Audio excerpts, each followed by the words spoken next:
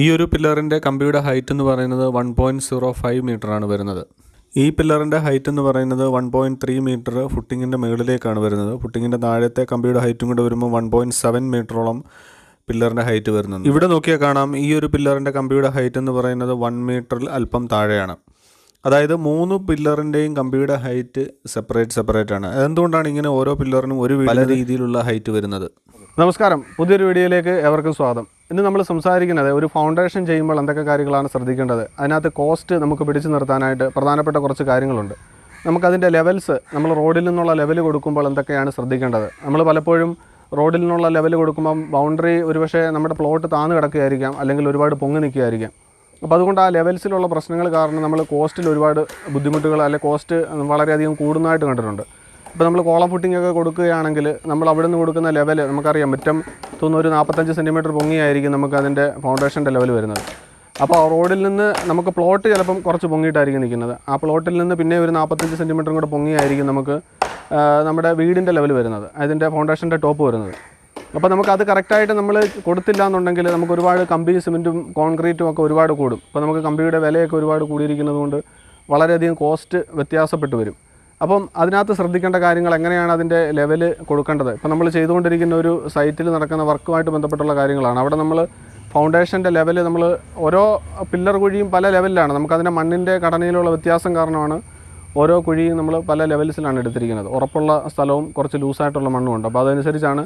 അപ്പോൾ അത് കണക്കാക്കി ചെയ്തില്ല എന്നുണ്ടെങ്കിൽ എല്ലാം ഒരുപാട് ഡെപ്ത് നമ്മൾ പലപ്പോഴും നമുക്ക് അറിവില്ലായ്മ മൂലം നമ്മൾ 2 അടി 3 അടിയൊക്കെ, ഒരു 4 അടി 5 അടി വരെയൊക്കെ ഡെപ്തിൽ നമുക്ക് ഫൗണ്ടേഷൻ്റെ കൊടുക്കേണ്ടതായിട്ട് വരും. അപ്പോൾ അങ്ങനെ കൊടുക്കുകയാണെങ്കിൽ നമുക്ക് അതനുസരിച്ച് കോസ്റ്റിൽ വ്യത്യാസം വരും. അപ്പോൾ അതിനകത്ത് ശ്രദ്ധിക്കേണ്ട പൊതുവായിട്ടുള്ള കുറച്ച് കാര്യങ്ങളാണ് ഇന്നത്തെ വീഡിയോയിലൂടെ നമ്മൾ നോക്കുന്നത്.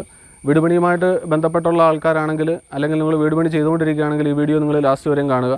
അപ്പോൾ നിങ്ങൾക്ക് പ്രയോജനപ്പെട്ട കുറച്ച് കാര്യങ്ങൾ ഇതിലൂടെ നമ്മൾ ഷെയർ ചെയ്യുന്നുണ്ട്. അതേപോലെ നമ്മുടെ ഈ ചാനൽ നിങ്ങൾ ആദ്യമായിട്ടാണ് കണ്ടുകൊണ്ടിരിക്കുന്നതെങ്കിൽ ചാനൽ ഒന്ന് സബ്സ്ക്രൈബും കൂടെ ചെയ്യുക. നമ്മൾ വീടിൻ്റെ ഫൗണ്ടേഷൻ ഇപ്പോൾ കേരളത്തിൽ ചെയ്യുന്നത് 2-3 തരത്തിലാണ്. പ്രധാനമായിട്ടുള്ളത് കോളം ഫുട്ടിംഗ് ആണ്, പിന്നീട് കരിങ്കല്ല് കെട്ടി ചെയ്യാറുണ്ട്, പിന്നീട് കുറച്ചും കൂടെ ലൂസായിട്ടുള്ള മണ്ണൊക്കെ ആണെങ്കിൽ പൈലിങ്ങും ചെയ്യാറുണ്ട്. അപ്പോൾ ഇവിടെ നമ്മൾ ചെയ്യുന്നത് ഒരു കോളം ഫുട്ടിംഗ് രീതിയിലുള്ള ഫൗണ്ടേഷനാണ്. നമ്മളിതിനു മുമ്പ് പല വീഡിയോകളിൽ ഇതിനെപ്പറ്റി ഡീറ്റെയിൽ ആയിട്ട് സംസാരിച്ചിട്ടുണ്ട്. അപ്പോൾ നമുക്കൊരു കോളം ഫുട്ടിംഗ് എന്ന് പറയുമ്പോൾ ഏകദേശം ഒരു 1 മീറ്റർ ബൈ 1 മീറ്റർ സൈസിൽ അതിൻ്റെ ഡെപ്തിൻ്റെ കാര്യത്തിലേക്കാണ് നമ്മൾ വരുന്നത്. അതിൻ്റെ ആവശ്യമായ ഡെപ്തിലേക്ക് നമ്മൾ ഫൗണ്ടേഷൻ്റെ കുഴി എടുക്കുകയാണ് സാധാരണ ചെയ്യുന്നത്. അപ്പോൾ പില്ലറിൻ്റെ കുഴി എവിടെയൊക്കെ വരണം, എത്ര എണ്ണം വരണമെന്നുള്ളത് നമ്മുടെ ഡ്രോയിങ്ങിൻ്റെ അനുസരിച്ചാണ്. നമ്മുടെ എത്ര സ്ക്വയർ ഫീറ്റ് വീടാണ് പണിയുന്നത്, എത്ര മുറികളുണ്ട്, ഏതൊക്കെ ഭിത്തിയുടെ ജംഗ്ഷൻസ് വരുന്നിടത്താണ് സാധാരണ കോളം ഫുട്ടിംഗ്, അതിൻ്റെയൊക്കെ അനുസരിച്ചാണ് നമ്മൾ ഫുട്ടിങ്ങിൻ്റെ എണ്ണം തീരുമാനിക്കുന്നത്. അപ്പോൾ നമുക്കതിൻ്റെ ഡെപ്ത്ത് എന്ന് പറയുന്നത് നമുക്ക് മണ്ണിൻ്റെ ഘടന പ്രധാനമായിട്ടുള്ളത്. നമ്മളിപ്പം അല്പം ഒന്ന് കുഴിക്കുമ്പോൾ തന്നെ കുറച്ച് ലൂസ് മണ്ണാണെങ്കിൽ നമ്മൾ കുറച്ചും കൂടെ താഴ്ത്തേണ്ടി വരും. ഇപ്പോൾ സാധാരണ നോർമലി നമ്മൾ 2 അടിയാണ് ഒരു സ്റ്റാൻഡേർഡ് ഒരു ഡെപ്ത്ത് എന്ന് പറയുന്നത്. പിന്നീട് നമുക്ക് അതിലും ലൂസായിട്ടുള്ള മണ്ണൊക്കെ ആണെങ്കിൽ കുറച്ചും കൂടി താഴ്ത്തേണ്ടി വരും.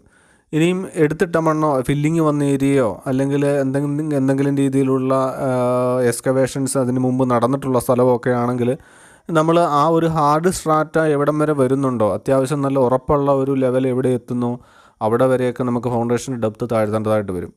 അല്ലെങ്കിൽ ഫുട്ടിങ്ങിൻ്റെ വലിപ്പം കൂട്ടേണ്ടി വരും, കോളത്തിൻ്റെ സൈസിൽ വ്യത്യാസം വരുത്തേണ്ടി വരും.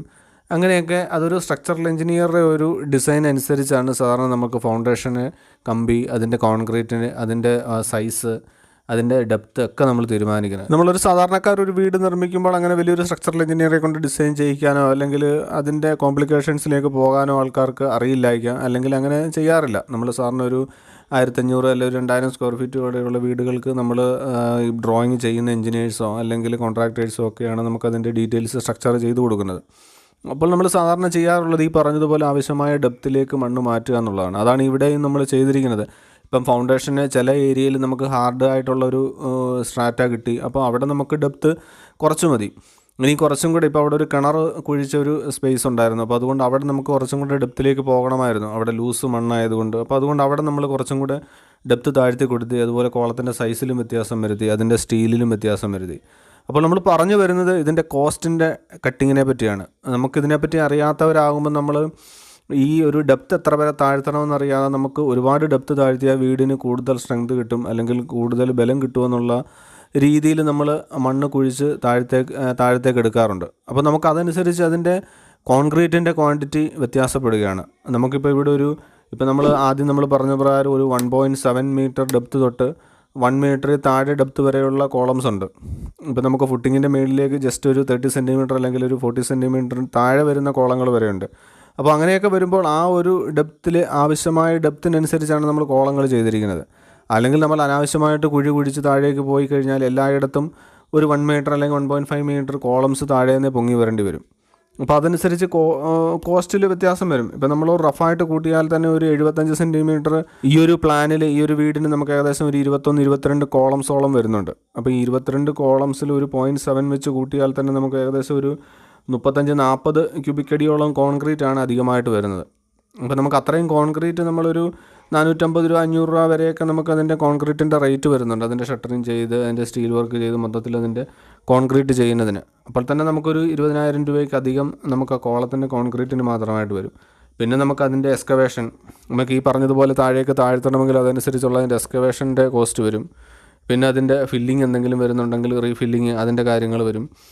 പിന്നെ അധികമായിട്ട് വരുന്ന ഈ എക്സ്കവേഷൻ ചെയ്ത മണ്ണ് ഇടണമെങ്കിൽ അത് ചെറിയ പ്ലോട്ടുകളൊക്കെ ആണെങ്കിൽ ചിലപ്പോൾ നമുക്ക് അവിടെ ഉൾക്കൊള്ളിക്കാൻ പറ്റണമെന്നില്ല, ഇതെടുത്ത് മാറ്റേണ്ടതായിട്ട് വരും. അപ്പോൾ അങ്ങനെയൊക്കെ വരുമ്പോൾ എങ്ങനെയാണെങ്കിലും നമുക്കൊരു 40,000 തൊട്ട് 50,000 രൂപ വരെ അധികമായിട്ട് വരും അതിൻ്റെ എക്സ്കവേഷൻ്റെ ഡെപ്തിൽ ശ്രദ്ധിച്ചില്ല എന്നുണ്ടെങ്കിൽ. അതോരോ നമ്മൾ ആദ്യം പറഞ്ഞതുപോലെ ഓരോ പ്ലാനിനെയും ഓരോ പ്ലോട്ടിനെയും ഓരോ കാര്യത്തെ അനുസരിച്ചാണ് ഇതിനകത്ത് വ്യത്യാസങ്ങൾ വരുന്നത്. ഇവിടെ ഇപ്പം നമ്മളൊരു 22 കോളത്തിൻ്റെ കാര്യമാണ് പറഞ്ഞത്. ചില വീടുകളാകുമ്പം ചിലപ്പം വലിയ ഒരു 2000 സ്ക്വയർ ഫീറ്റ് വരെയുള്ള വീടുകളാണെങ്കിൽ 40-50 കോളംസ് ഒക്കെ വരും. അപ്പോൾ അതനുസരിച്ച് ആ കോസ്റ്റിൽ വ്യത്യാസം വരും.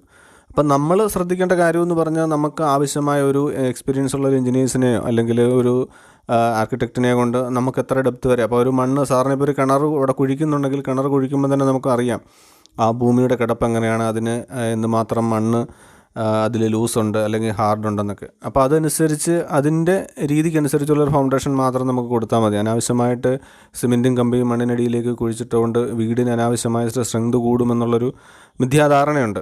അപ്പോൾ അങ്ങനെ വരുത്താതെ ഒരു ആവശ്യത്തിന് സ്ട്രെങ്ത് വേണ്ടാന്നല്ല, പക്ഷേങ്കിൽ നമുക്ക് അതിനനുസരിച്ചുള്ള കാര്യങ്ങൾ ചെയ്താൽ മതി.